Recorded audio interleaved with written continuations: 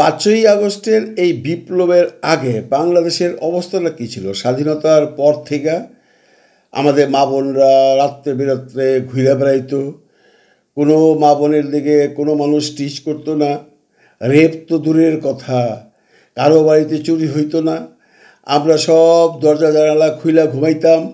আপনি যদি সোনার পোটলা কোথাও রাইখা যেতেন সেটা এসে ফেরত দিত, সৌদি আরবের মতো বা ইউরোপের মতো।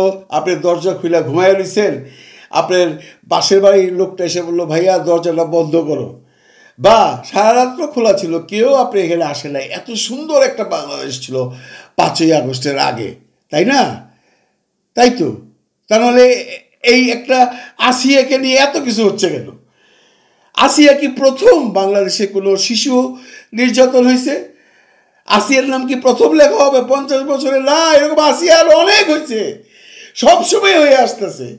এইবার এইটা নিয়ে বেশি আন্দোলন হচ্ছে। কারণ কি? সরকারকে বেকায়দায় ফালানোর জন্য। কারা ফেলছে, কেন ফেলছে, এটা বিরাট বিশ্লেষণ, এবং সময়টা পাইছে নিছে এখন।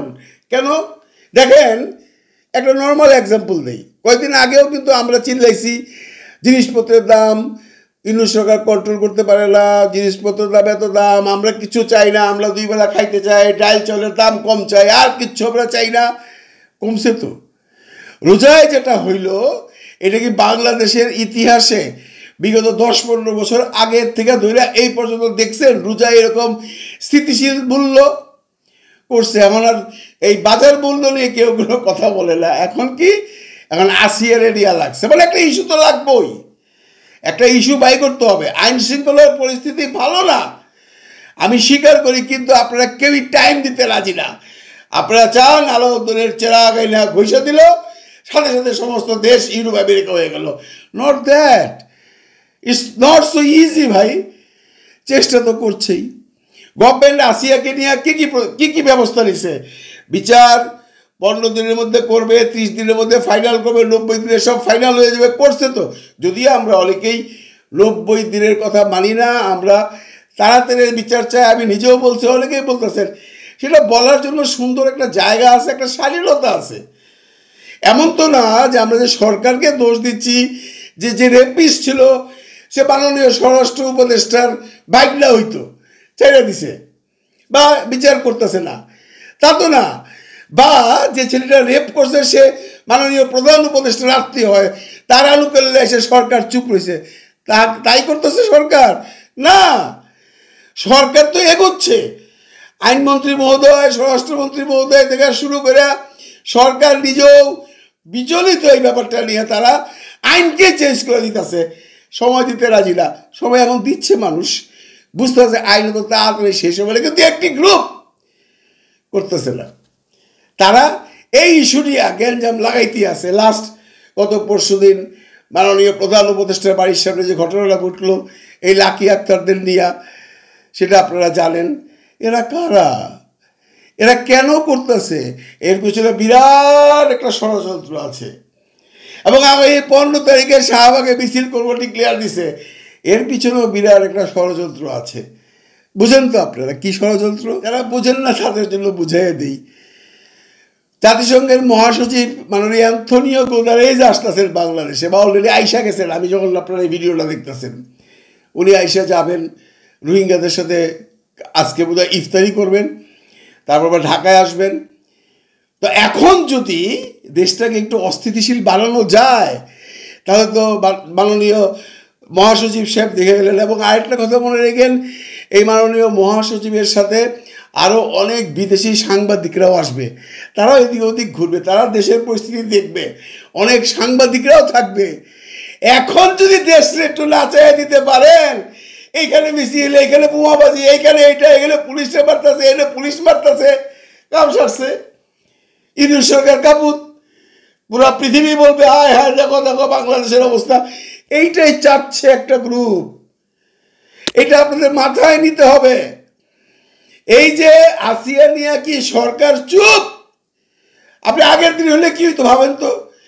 এই আসিয়ার দর্শনকারী দেখা যেত কোনো নেতার আত্মীয় হয়, সেই নেতাকে ধরে বড় নেতাকে ধরতো, বড় নেতা যে মন্ত্রী মহোদয়রা ধরতো, মন্ত্রী মহোদয় স্বরাষ্ট্রমন্ত্রী বলতো, এটাকে ধামাচাপা দিত। এরকম ঘটনা আমরা বহু দেখছি। এইবার তো এটা হচ্ছে না। কেন হচ্ছে না? কারণ এইবার জাহাঙ্গীর সাহেবের ছেলেও জানিত না, তার কোনো আত্মীয় স্বজনও নাই দেশে, ইউনূস সাহেবেরও কেউ নাই, কোনো উপদেষ্টারও কেউ এই দেশে নাই। আপনারা জানেন যত আলা উপদেষ্টা হয়েছেন বা যারা সরকার চালাইতেছেন, তাদের সন্তান বা তাদের আত্মীয় স্বজন দেশেই নাই। কাজে তদবির করার লোক নাই, আর তদবির করলেও কেউ করতে পারবে না। পুরোনো দিনগুলো দেখেন না কেন আপনারা? আমি যে প্রথম বললাম না যে আমরা বোধহয় এমন একটা দেশে ছিলাম যেখানে কোনো রকমের ক্রাইম ছিল না। সমস্ত ক্রাইম এই 5ই আগস্টের পরে হইতেছে, সমস্ত ক্রাইম এই ইউনূস সরকারের সময় হইতেছে। ভাবটা এরকম না? তাই তো মনে হয়। তাহলে এত মিছিল কিসের? এত কিসের মিছিল? জিনিসপত্রের দাম কমাইছে, সরকার চেষ্টা করছে আইন শৃঙ্খলাকে কন্ট্রোলে আনার জন্য, চারিদিকে ধরপাকড় তুলছে। হচ্ছে তো, সময় দিবেন না আপনারা?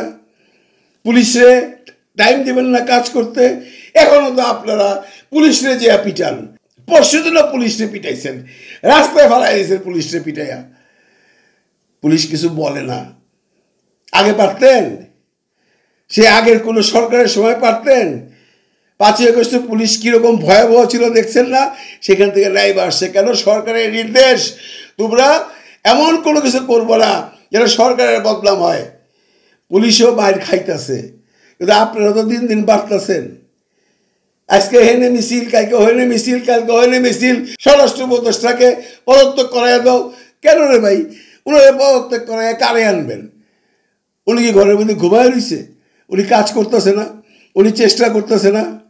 এমন যদি হইতেছে উনি চেষ্টা করতেছে না, এমন যদি হইতেছে ওনারই কোনো আত্মীয়টা করছে, ওরে সরাও, আমরাই করতে আমার সরাইয়া দাও, করতেছে তো ভাই। তবু আপনারা করতেছেন।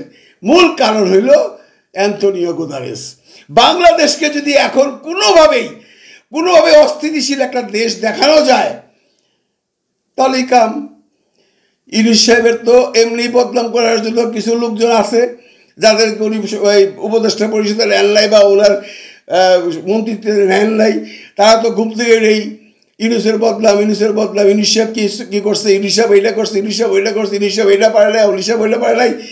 একবার কিন্তু ওনারা বলে না। হ্যাঁ, এই প্রথম দেখলাম ইউনূস সরকারের সময়, রোজার সময় জিনিসপত্রের দাম সহনীয় পর্যায়ে ছিল। বলছে কেউ বলে না, কেউ বলবেও না। এরা একটা চক্র। এই চক্রটা কোনোভাবেই চাচ্ছে না ইউনূস সাহেব থাকুক, দেশ ভালোভাবে চলুক। দেশকে অস্থিতিশীল করার জন্য এরা উঠা পড়া লাগছে। কিন্তু জনগণ কিন্তু তাকে চায়। জনগণ ইউনূস স্যারকে চায়। আপনারা যদি এখনও বলি কোনো জরিপ করেন, ম্যাক্সিমাম মানুষ চায় ইউনূস সাহেব থাকুক। ইউনূস সাহেব এমন কোনো অন্যায় কাজ দেশে থেকে করতেছে না যেগুলো আগের গভর্নমেন্টগুলো করে গেছে, তার ছিটাফোটাও ইউনূস সাহেব করতেছে না। আইন শৃঙ্খলা রক্ষাকারী বাহিনী অ্যাক্টিভ হচ্ছে, স্বরাষ্ট্রমন্ত্রী মহোদয় বা স্বরাষ্ট্র উপদেষ্টা মহোদয় কাজ করছে। একটু টাইম তো তাদেরকে দিতে হবে ভাই। কিন্তু সেটা না করে একজন বিদেশি এত বড় গেস্ট আসতেছে, এখনই আপনাদের শাহবাগে 15 তারিখ মিটিং দিতে হবে না? এই মিটিং যেন কোনো অবস্থায় না হয়, সরকারের দৃষ্টি আকর্ষণ করছি, পুলিশের দৃষ্টি আকর্ষণ করছি, কোনো অবস্থা নেই 15 তারিখে কোনো মিটিং মিছিল হবে না। আর আসিয়াকে মিটিং করবেন কেন আপনারা? আসিয়ার বিচার হচ্ছে, আসিয়াকে সরকার সিএমএইচে ট্রিটমেন্ট করাচ্ছে, সরকার সমস্ত দায় দায়িত্ব নিছে। আপনারা কেন মাঠে নামতেছেন? কেন চিল্লাইতেছেন স্বরাষ্ট্র উপদেষ্টার পদত্যাগ চাই? এই সরকার অথর্ব সরকার, মুখটা যা ইচ্ছা তাই বলতেছেন। পাবলিক কিন্তু বলতেছে না, সাধারণ পাবলিক বোঝে, তারা জানে, তারা ফিল করতে পারে এই ষড়যন্ত্রগুলা কারা করতেছে, কোত্থেকে করতেছে, কারা করাইতেছে, কে করাইতেছে। নিশ্চয়ই আপনি বুঝেন। বুঝলে বুঝপাতা, না বুঝলে তেজপাতা। খুদা হাফেজ।